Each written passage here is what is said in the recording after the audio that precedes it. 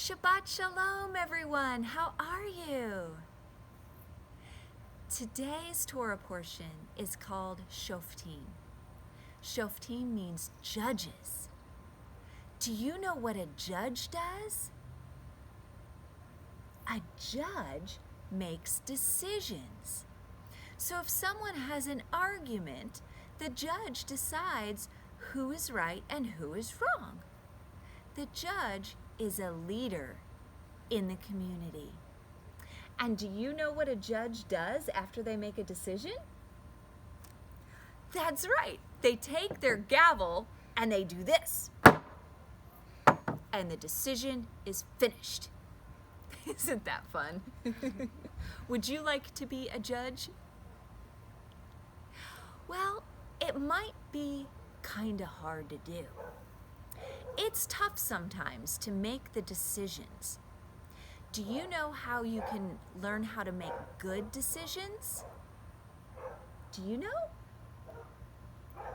No. Well, it's in the Bible. The Bible tells us how to make good decisions.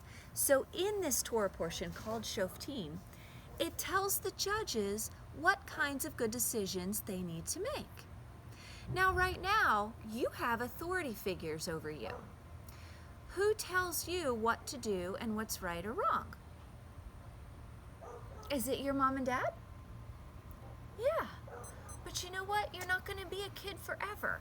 Someday you're going to grow up. And then you will be the mom or the dad. And you will need to make decisions for your family and help your children decide who's right and who's wrong when they get into an argument over something. It's the same kind of idea.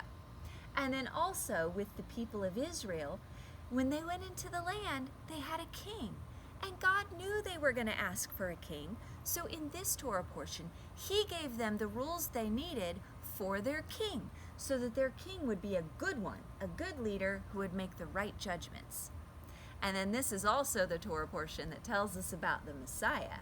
And the Messiah is also a good leader. So this is what God says in Deuteronomy 16, beginning in verse 18.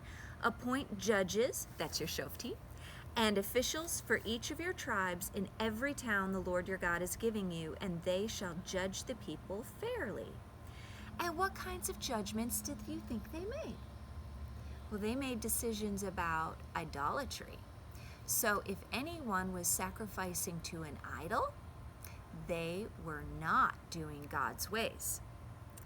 It also gave instructions for how to respect authority. So right now with kids, we're respecting our mom and dad's authority, right?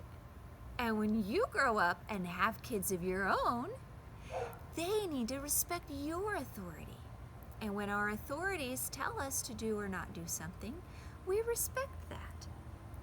So in verse 14, chapter 17, verse 14, God tells us about the kings. When you enter the land the Lord your God is giving you and have taken possession of it and settled in it, and you say, let us set a king over us like all the nations around us, be sure to appoint over you the king the Lord your God chooses. Now, beginning in verse 18, God gives the king a very special command. Do you know what it is? No. You don't? Let me help you remember.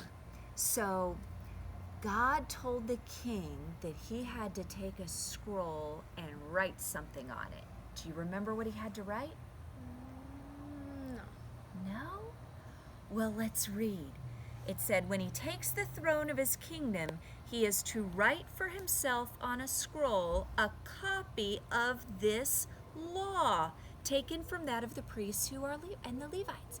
So the king was to write his own Torah scroll. That's pretty cool.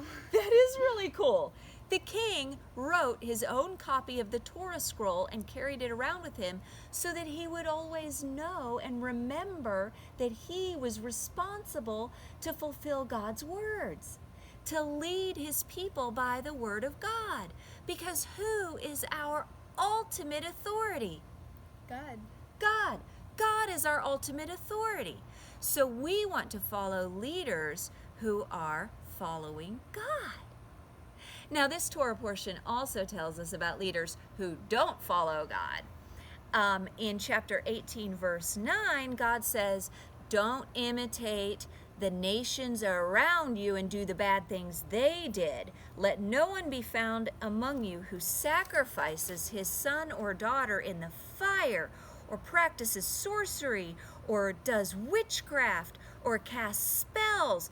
Anyone who does these things is detestable to God. Can you imagine?